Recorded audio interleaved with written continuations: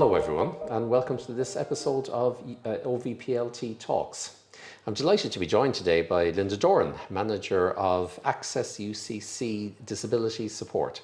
So Linda, before we get on to the substance of today's talk, which is going to be around lecture recording, just tell us a little bit about yourself and your role and how did you come to UCC? So I suppose my background is teaching. I did my degree here and then went off teaching in both Rome and London. Came back to Ireland in 2001, and at the time I saw a job for an assistive technology officer, which was interesting to me, so I applied.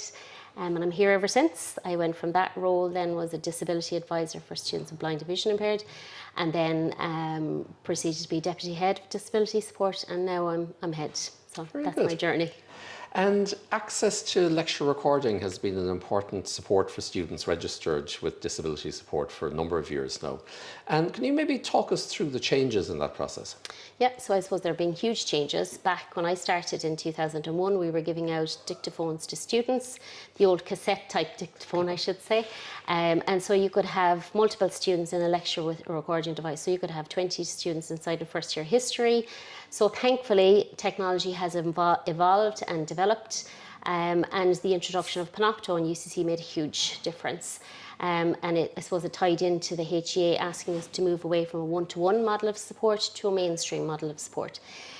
So now access to recording has made a huge difference to the student experience, and I suppose it also ties in with the universal design for learning approach that the university is taking. That's very good. And the lecture recording policy in UCC always gives the discretion to the lecturer whether to record or not. And I mean, we're all aware of circumstances where it certainly wouldn't be appropriate to record. But that having been said, access to lecture recording is often considered a reasonable accommodation for students with disabilities. And maybe could you explain a little about how reasonable accommodations are facilitated in UCC? I suppose the reasonable accommodations policy looks at the reasonable accommodations the student needs in UCC.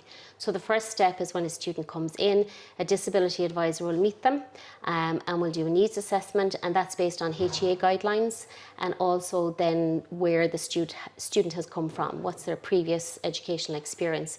So we'll then look at the reasonable accommodations that need to be put in place in the teaching, learning and assessment environment. And from there then that information is shared with lecturers. So I suppose the legal aspect of that then is the students are entitled to the reasonable accommodation based on the legislation, but there is a conversation to be had if something isn't working. It needs to work for both the academic side of the house and also the student. And I suppose to use recording as an example, if a reasonable accommodation is identified as access to recording for a student, if it's not going to be feasible in that lecture, then it's then a conversation where the student is at the centre of that conversation to see what can be put in place so the student isn't disadvantaged. And examples of that might be an audio recording if video isn't appropriate, comprehensive notes, annotated slides, maybe just to check in with the lecturer or a departmental tutor if there's an area of concern. So I suppose it's just to keep in mind that the student doesn't miss out, you know. It's not at a disadvantage. Absolutely. So if I'm a lecturer with a big class, I mean, how will I know if a student in my module needs access to lecture recording? When the disability advisor completes the needs assessment, that information is put up on DMIS. So as a lecturer, you'll be able to see all of the accommodations that are put in place for the student. You'll also be able to see the disability advisor's name. So if you have any questions that you want to reach out to the disability advisor, please do. We register students throughout the academic year, throughout their journey in UCC. So it's a busy time, the start of semester where students get the offer, and then we try to register them as quickly as possible. But it's a tight timeline. So, you know, somebody might start in a course and then by the time they're registering with us, it's mid-October. So I suppose, you know, not just to be relying on your class list for the start of September, it's to check in regularly to see if there are any additional students in there.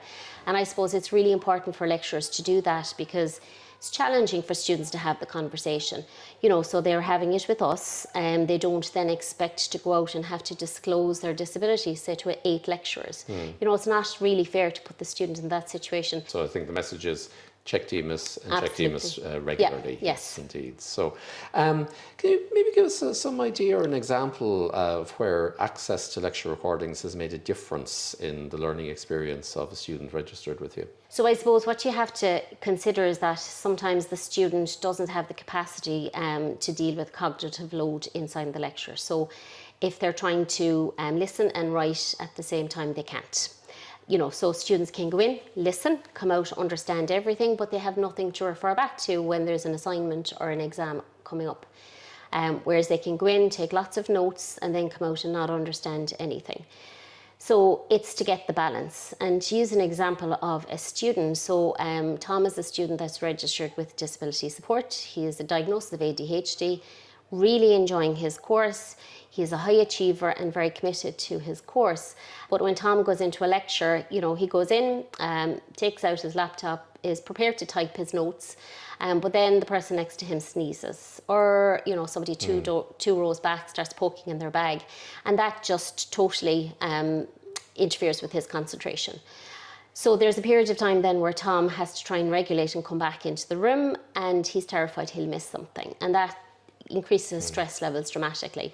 And he's a very diligent student, so he's afraid he's missed something.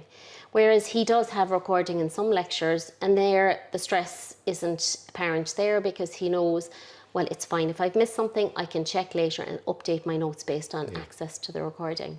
And we're recording this on a lovely sunny day in early May, and the academic year is coming towards its close. And maybe what would you like lecturers to consider during the summer as they prepare for the next academic year? So I suppose just to consider, if you have a student in your module next year, 1 in 5 students are getting reasonable accommodations in the state exams, so you will have a student in there, and just to be prepared for that. So if you are open to recording and you're not sure how to do it, then do reach out to Tom O'Mara and the team in Centre for Digital Education, and get their support. They have a huge amount of videos, and they, I'm sure, will talk you through how to do it. So link in now as opposed to waiting until September.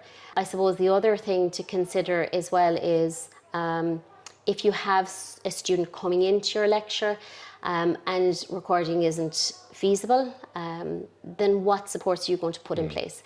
And as opposed to waiting for the student to present, because they will, just to look during the summer and see what alternative accommodation can I give. Because again, 1 in 5, this year we had 632 first-year students registered with disability support. So students are going to come in. And the numbers coming through from second level with reasonable accommodations are increasing. Yeah, as I said, 1 in 5 at the moment, but that is going to increase. I suppose the other thing to consider is, there's exciting news from AVMS. They're going to be updating the recording equipment, and so it's there, and embrace it. And I suppose just to consider again the student in your lecture and what can you do to support that student. AVMS are doing some wonderful work over the summer now in terms of particularly some of the larger lecture rooms, in terms of the audio in particular and cameras, so that academics won't feel trapped behind the podium. Exactly. Because I often think the most important thing actually is probably the audio.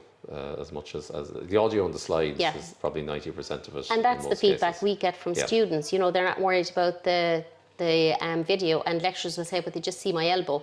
I said they don't mind, they just want the audio and the slide. That's what's really important. So I think one of the themes that's running through UCC, and one of the changes that we've been trying to lead out on, has been to mainstream universal design for learning. I think probably the biggest single step that we could go in that direction is encouraging, where appropriate, and we always leave it to the discretion of the academics, but where appropriate, to encourage people to lecture record. And just to assure you, Linda, that I record all my own lectures automatically for everyone. Linda, thank you very much.